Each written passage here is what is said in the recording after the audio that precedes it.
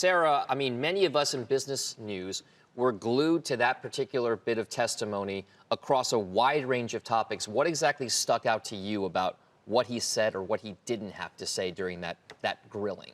Well, I think the topics were so wide-ranging that we didn't actually focus on Libra. And had lawmakers focused on Libra, they would have really figured out ways to get him and get him, cornered. In what way? In what way? Like, what could they have cornered him on? I mean, are they going to make money off of this thing? And if they do, what's the plan for it? Is this going to be a viable revenue stream for Facebook? Or is this just something that they're doing to bolster their ad business? All of that matters because it matters how much Facebook's going to invest in this.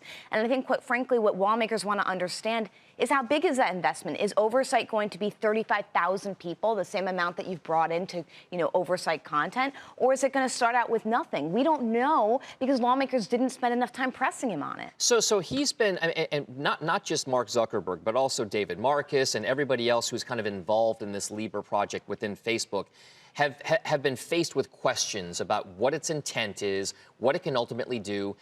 At first glance, it's supposed to be a good thing. It's supposed to kind of help the underbanked population around the world move money so that traditional banks don't have all the power.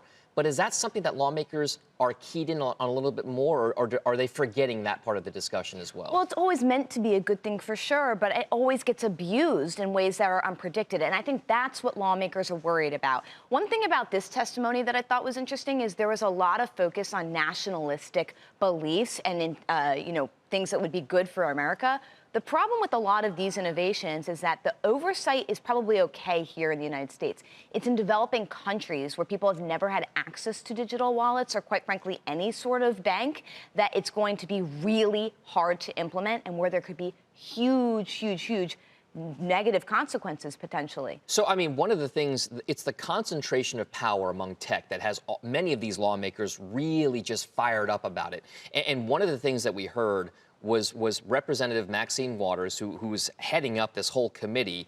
She had some very strong views about why this is an issue and why perhaps big tech is under fire and why some other lawmakers are pressing them as well. Take a listen.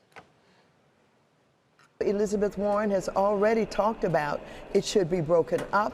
She's opened up the opportunity for us to take a look at it, to discuss it, and make some decisions about it. So the discussion now is in the air. It's in the air. It's been in the air for a while now. So what are the next steps for Facebook, Mark Zuckerberg, Sheryl Sandberg, about how to kind of spin their narrative to lawmakers? Well, first of all, the national security thing is going to continue to be huge. Look for them to talk about ways that this will defend us from a currency war with China. Second of all, Facebook has been doing a lot on the back end to ensure it will be very difficult to break them up. Even if they're not talking about it at these hearings, they're combining the messaging infrastructure between WhatsApp, Messenger, Instagram, and Facebook so that if someone like Elizabeth Warren or Maxine Waters were to come in and try to break up those companies, they could argue it's physically impossible to do it. So there's a lot happening behind the scenes that Facebook's doing to sort of protect themselves from that sort of action against their business. Just the first step here in that political debate. Sarah Fischer at Axios, thank you very much.